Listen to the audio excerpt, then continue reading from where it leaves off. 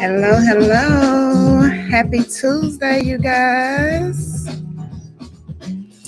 Gonna let this just play for a minute. I feel like this is like a Black History anthem. Is it just my upbringing? Maybe it's just me. If it's not just me, let me know if you know this song. But hello, hello. Happy Tuesday. Happy Tuesday. Yeah, anybody know this song? Is it just me? I just feel like I don't know if it's an official Black History anthem. Again, if that's just my upbringing in childhood, but I love this song. Hey, you guys. Hello, hello, hello. If you are here live, let me know. If you are catching a replay, go ahead and hashtag replay so I can know you caught it. For those who may not know me, hello, my name is Elise. I am the founder of Parenting for the Culture, and I'm so glad you have chosen to join this weekly conversation for the gentle and the not so gentle parent or caregiver. All right. So if you have been catching the weekly lives, last month, man, we had some good conversations last month. We had a special guest basically almost every week besides the first week. So super shout out to Amber, the attachment specialist, came through and just really educated us on attachment theory and how that plays a part in our relationships and parenting. Nia came through to give us some breath work because it's important to just pause and breathe. And then Tamisha came through, the board certified behavior analyst. Just gym after gym was dropped as it relates to behavior. So if you did not catch those, make sure you go back and watch those replays. But those ladies truly came through and just really help set the foundation for this weekly conversation. And be on the lookout, you guys. I'm excited about some upcoming guests as well. Gentlemen, I have not forgotten you. We have some men who will be represented as well that I'm super excited about. So y'all just stay tuned. But for this month, did want to switch it up a little bit and decided to make a theme for the month, with it being Black History Month and the month smelling like excellence. I just really wanted to make a theme based off the month. And so for this month, we're going to be we're going to be looking at a different African proverb around parenting and just seeing what kind of wisdom we can glean from that. Again, if y'all here, I see y'all coming in, y'all say something to me so I can see if my comments are working. But yeah, so we're going to be talking about a different African proverb around parenting. And I'm so excited about that for a number of reasons. Because one, when we think about proverbs, right, we usually think about wisdom. If you're familiar with the book of Proverbs, you probably know it as the book of wisdom. I remember growing up, we used to read it throughout the month, just read a different proverb a day. So we'll make it through the whole book in a month because it's known as the book of wisdom. But I think it's also important to know that even as we go through these African proverbs for this month, that proverbs are not promises. I think that's something that frustrates a lot of people. And when they read proverbs, like, well, hold on, this said this, but this didn't happen. They're not promises. There are principles for living, not promises for life. Hey, Rajay, what's up? So they are principles for living, not promises for life. And so even as we go through this, I think it's important to remember that as we look at these principles of wisdom. And again, these lives should not be super long this particular month because again, I just want to just drop some nuggets from these African proverbs that come from different tribes and countries. And it's so funny, Raja is on here. He recently took his ancestry test, what is it called, DNA. Y'all know what I'm talking about. And he was talking, look, it was showing the different places. I recently learned, has anyone taken, so it's another one, so it's ancestry DNA, and then there's another one called it's a different one, but it like tells you your exact tribe. So anyway, if anybody's taking that, let me know. But I'm super curious to do that, because even as we talk about these African proverbs, like the idea of taking one of those DNA things and like knowing the exact tribe you came from, to like look at that tribe and their heritage and their culture, like that's just such a fascinating idea. But anywho, that's what we're going to be doing, you guys, for this month. Again, each week we're just going to highlight a different African proverb, because I just think like wisdom is important.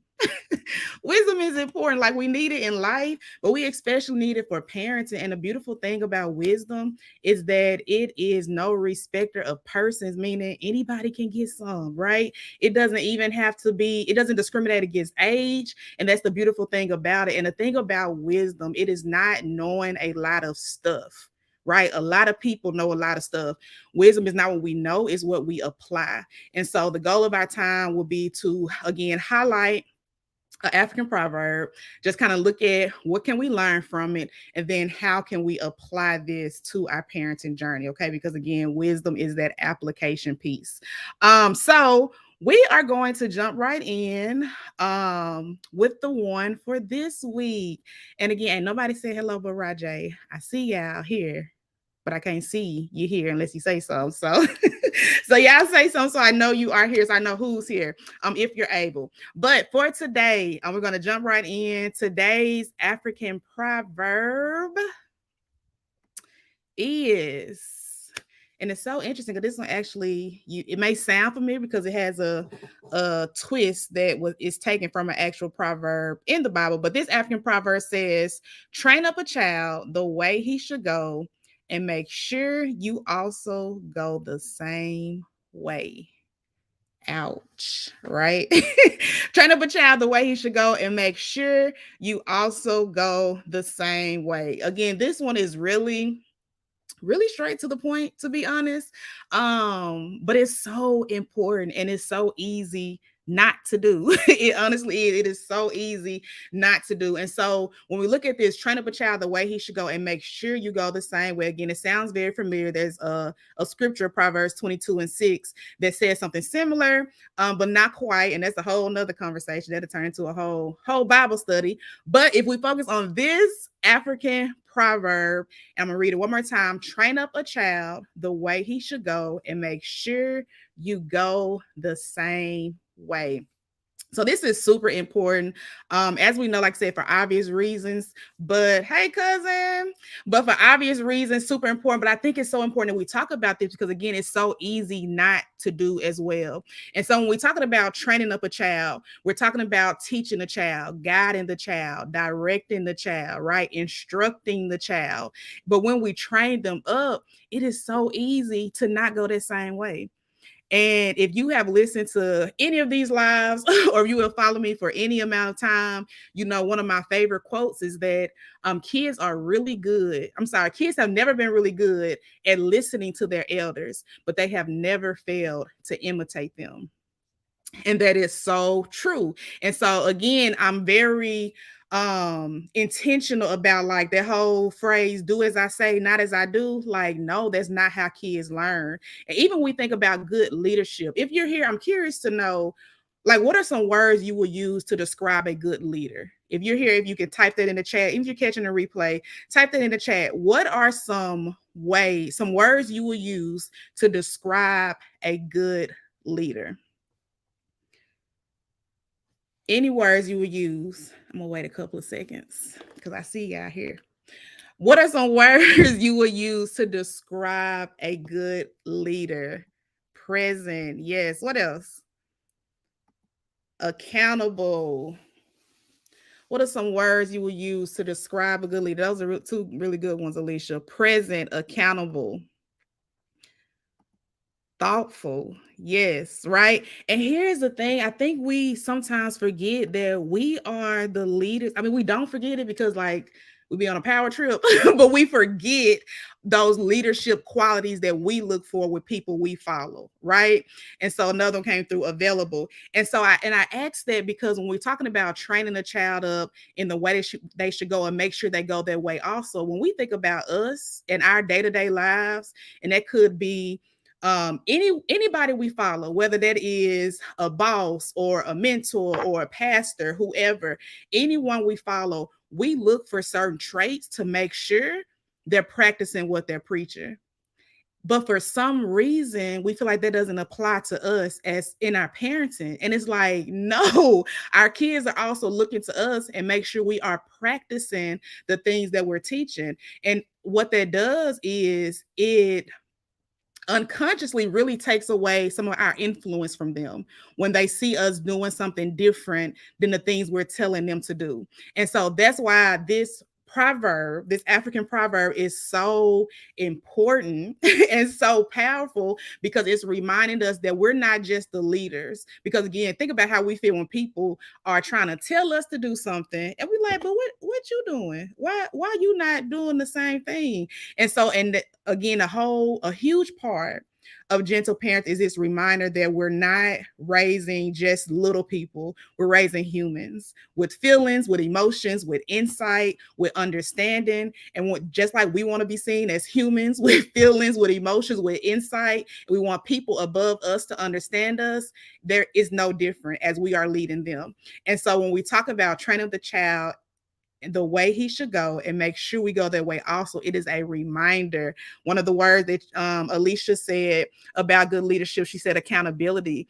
I think a part of parenting we don't talk about often is the fact that our kids hold us accountable if we let them. If we let them.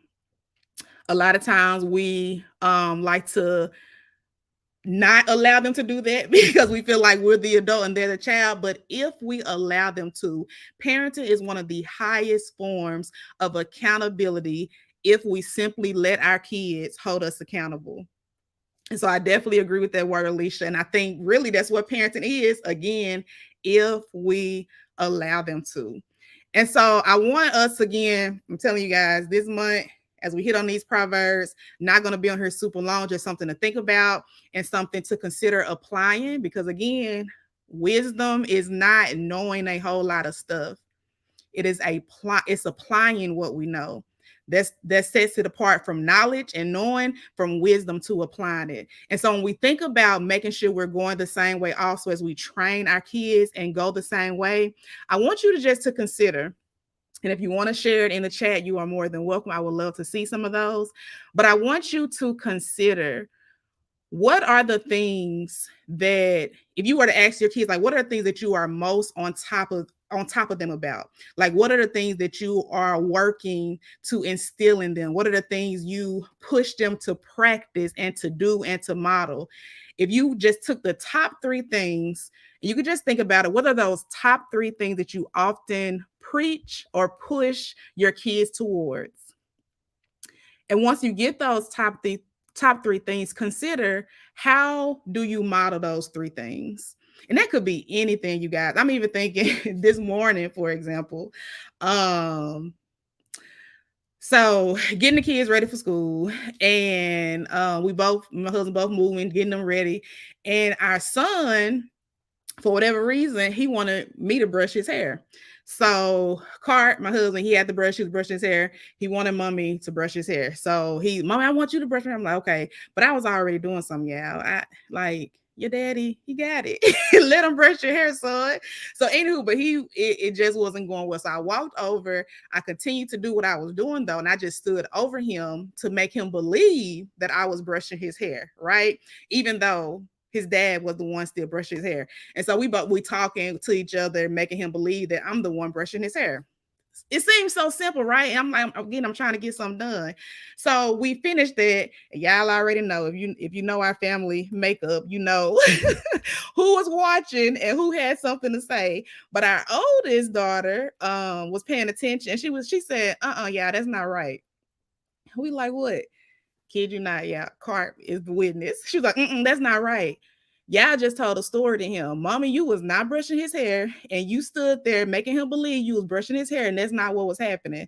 Y'all need to apologize. And we like, hold on. First of all, it's not that deep, but we both paused because the truth is, what's so interesting, just last night, we were reading a book that was talking about integrity, right? And we making these lessons, we talking about integrity just last night. And then today, we're modeling something that's not integrity. And she was right. She was completely right. So what do? We owned it. You're right. We shouldn't have been dishonest to him. I wasn't brushing your hair, son. I apologize. Right. And that may seem so simple, but the reality is, if we are going to teach it, it's important that we also practice. Because if we would have said, oh, that's just a small, girl, that's just a small little, it's no big deal. Now we're saying, oh, so now you can measure when integrity is appropriate and when it is not, right? And so again, it may not be that deep to some people, but if we are going to actually expect it, we have to model it. We have to model it. And so, hi, Nicole. Hello, hello, hello. Uh, she gonna catch it every time. Every time. You know your girl. Every time she gonna catch it. But she was so right. She was so right. And again, I'm telling you, parenting, highest level of accountability that we just don't talk about. And that's probably the reason we don't like to be held accountable for stuff. But it's really not a whole conversation. Another conversation is this conversation. But parenting is a level of accountability that we can benefit from, that we can grow from if we allow our kids to hold us accountable. Being successful, telling my daughters they are leaders, they don't have to settle for less. To be a great comes with hard work and commitment. I drill this to them daily. Absolutely, absolutely. And so we can drill, right? We're good at drilling, and I love those points. And those are your three. And so the question then becomes, how are we modeling that, right? So thank you for sharing your three.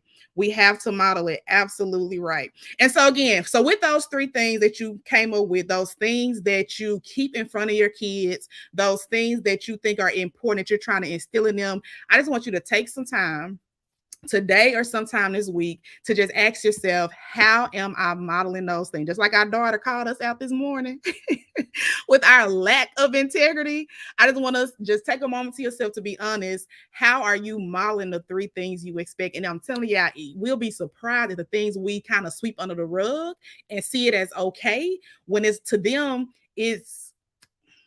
it's not okay, right? To them, it's confusing. To them, it's again showing a lack of leadership, the same way we will look at our leaders when they are doing something different than what they are communicating. All right.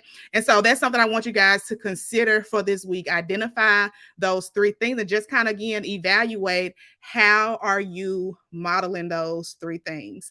And if you really want to take this to another level, I know we're living in a time where, it's a good thing, where a lot of people are having conversations, right, about breaking generational curses. If you know me, I call it interrupting generational cycles, right? And if you really trying to take this to another level, I will encourage you to recognize this is the first step in doing that. We kind of glorify what it means to interrupt these generational cycles or break these, like we made like this huge, this huge event. But sometimes, you guys, it's literally as simple as, or it starts with, I would say, someone being courageous enough to sit with the discomfort, to sit in those situations, to sit in those moments that people in past generations were too uncomfortable to sit with and acknowledge. And if you really want to take this to the next level, outside of those three things that you are identifying and kind of scoring yourself on, the next level would be, give your children permission to call you out, to literally have a conversation within your household as a family with your child, giving them permission to call you out anytime they see any inconsistencies. That is the beginning of interrupting generational cycles, giving our kids permission to call us out when we are modeling something that is different than what we are preaching. And sit with that discomfort, give them that permission, allow them to do that. And when they acknowledge it, sit with that discomfort, own it, and take the next steps or whatever that looks like to correct that. All right. So again, this is how we apply this wisdom. This is how, and if you notice down here in our image, that's a Sankofa. If you're not familiar with that bird, it is actually a African symbol that basically one of the meanings of it is to look back in the past, to glean things and make sure we are using that to make for a better future. And so as we look back at these African proverbs, I'm telling you guys, it is so much wisdom in so many of them, but not just to know it, but to apply it. So my charge with you for this week, identify those three things that you are constantly striving to instill or teach your kids, then score yourself on those three things. How, and not just being modeled in their presence, even outside of their presence, even when they're not watching, because again, that's integrity, right? Even when they're not watching, how are we practicing the thing that we're preaching? Because if it's a part of this, if it's in us, it's in us, right? So whether they are watching or not, how are we practicing that? That's the first task. Second task, for those who are ready to take it to 2.0, sit down with your kids and give them permission to call you out when you're being inconsistent, and let them know that you are striving to not just train them in the way they should go, but to also make sure you're going the same way also. So again, like I told y'all, we got called out this morning, right? So it was a good way to reground ourselves and a good reminder of like, even the small things. The small things are not small, right? Because either we're gonna have integrity or we not. It's really that simple. Either we're gonna have integrity or we are not. So just like as of this morning, I am recommitting to this. I hope you guys will join me as well. And so, again, you guys, February, we're going to be in and out with these African proverbs. If you guys have any insight that you want to drop in there, always feel free to drop that in the chat. If you accept my challenge for this week, let me know that in the chat also, just by saying I'm in. Just let me know if you accept it, say I'm in, so I can know who is committed to train up their child in the way he should go, and also making sure we go that way also. So you guys, until next time, keep growing in gentleness. Y'all have a good one.